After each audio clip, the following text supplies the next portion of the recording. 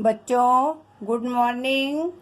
आज हम आपको पर्यावरण में पारिस्थितिकी तंत्र के बारे में बताएंगे कि पारिस्थितिकी तंत्र क्या है और जीव जंतुओं द्वारा हमारे पर्यावरण को कैसे संतुलित किया जाता है।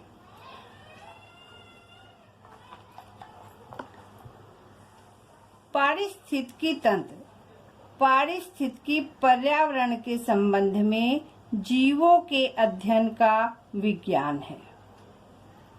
पारिस्थितिकी जीव विज्ञान की एक शाखा है जिसमें जीव समुदायों का उसके वातावरण के साथ पारस्परिक संबंधों का अध्ययन करते हैं।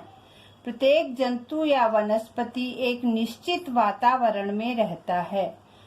पारिस्थितिज्ञ इस तथ्य का पता लगाते हैं कि जीव आपस में और पर्यावरण के साथ किस तरह क्रिया करते हैं और वह पृथ्वी पर जीवन की जटिल संरचना का पता लगाते हैं। इसी में हम आपको एक उदाहरण भी देते हैं, जिस प्रकार से डोडो मॉरिशस के उस विलुप्त पक्षी का नाम है जिसे मांसाहारी यूरोपीय लोगों ने शिकार करके नष्ट कर दिया। इसकी समस्त नस्ल नष्ट होने के बाद धीरे धीरे कल्वेरिया मेजर नाम का वृक्ष उगना बंद हो गया।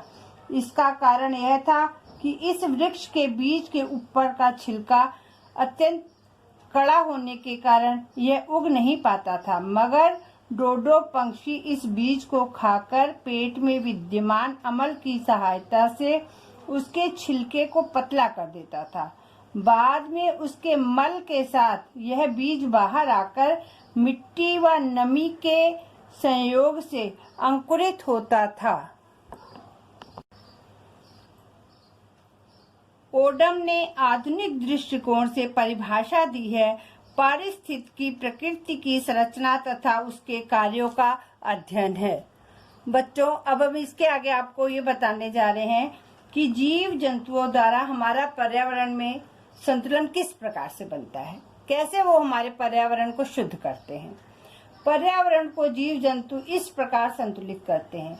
एक और जहाँ कीड़े, टिड्डी, मच्छर, मक्खी, पिस्सू आदि मानव को हानि पहुँचाते हैं, वहीं दूसरी ओर सर्प, बिच्छू, छिपकली आदि विषैले जीव इन हानिकारक जीवों को खाकर अपना आहार बनाकर पर्यावरण को संतुलित रखते हैं।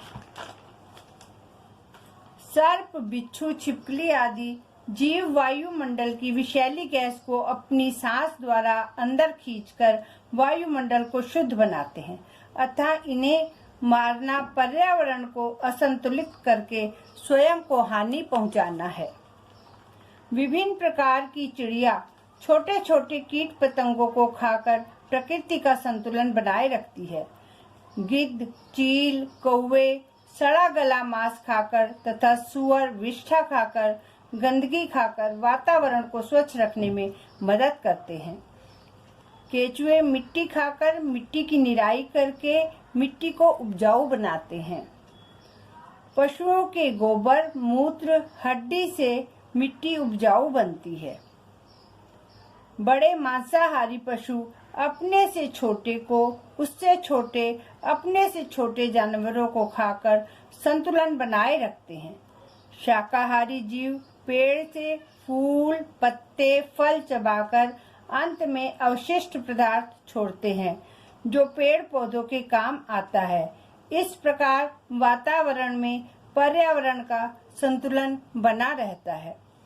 जीव जंतुओं पर हमारे बहुत से उद्योग भी निर्भर करते हैं, जैसे कीटों द्वारा रेशम के उद्योग, भेड़ के ऊन के द्वारा ऊनी कपड़ों का उद्योग, मुर्गी पालन, पशुओं की खाल से चमड़े का उद्योग।